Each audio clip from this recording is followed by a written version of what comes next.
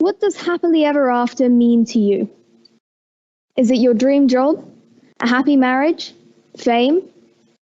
Perhaps the better question is, what does happily ever after mean? Essentially, it's the promise of happiness forever. And some of you may think that sounds pretty boring, but you're only half right. From a narrative perspective, sure, happiness is boring. There is no story if everything is fine all the way through.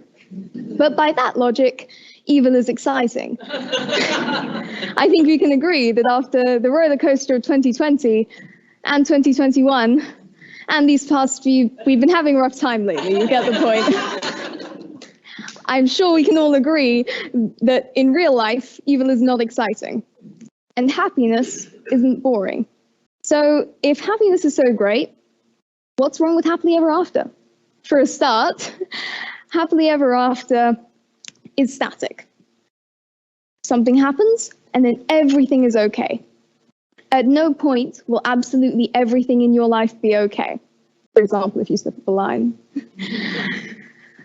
Everyone has problems, whether that's a lost sock or an upcoming exam, and that is completely normal. I cannot stress enough how normal it is to struggle. Everybody struggles because everybody finds something hard, whether that's remembering to dust their room or pulling themselves away from their phone, which is why I prefer happy after. It acknowledges the challenges that life will throw our way and the agency we have in overcoming them, because it implies action. I would elaborate, but if I talk too long, Vaudeville Hook is going to pull me off the stage.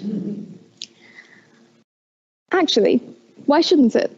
This is all pretty trivial stuff, right? Happily ever after, happy after. What's the point in establishing the difference? Happily ever after isn't just a phrase, it's a mindset. And only when we take a step back from that mindset can we see just how restrictive it is. For example, happily ever after distracts from happiness now. It's still happiness, isn't it? Spending time with your friends or having a free moment just as your favorite program is on. I think it's good to remind ourselves that happiness doesn't stop just because we haven't achieved what we're working towards yet. Happiness doesn't stop just because things are hard. If we become too focused on happily ever after, then we can lose sight of these glowing little moments because we're so obsessed with the goal ahead of us. Happy now draws your attention to right now, because happily ever after shouldn't be the only time that you're happy. That drains the happiness from the happily ever after itself. Whereas happy now lets you enjoy the journey and makes the goal that much sweeter. To be completely honest, I don't enjoy this next bit very much. But I've never been one to avoid things just because they're hard to say. Difficult things don't become less difficult because we don't talk about them. Ignoring hardship doesn't make it go away. Happily ever after avoids the biggest challenge of all, death of a family member, a friend, a colleague. The truth is, grief is inevitable and it hurts.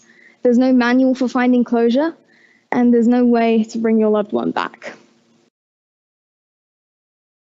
Happy then makes the happy moments you can't get back less of a burden and more of a relief. Because even though grief is completely normal, it can also be a very isolating experience. We all feel it and express it differently. Happy then allows you to appreciate what has happened without it taking away from what is happening now.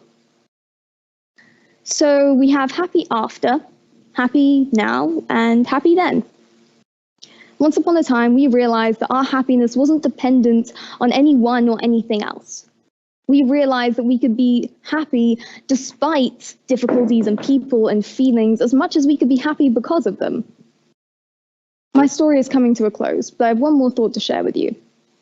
If we were happy then, we were happy now, and we're happy after, then maybe we really don't need happily ever after. The end.